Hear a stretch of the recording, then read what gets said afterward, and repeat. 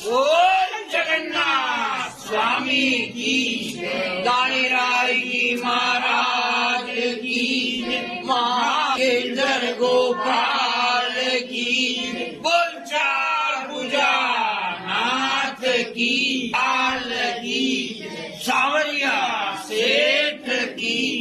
पंडित जी महाराज की, आज के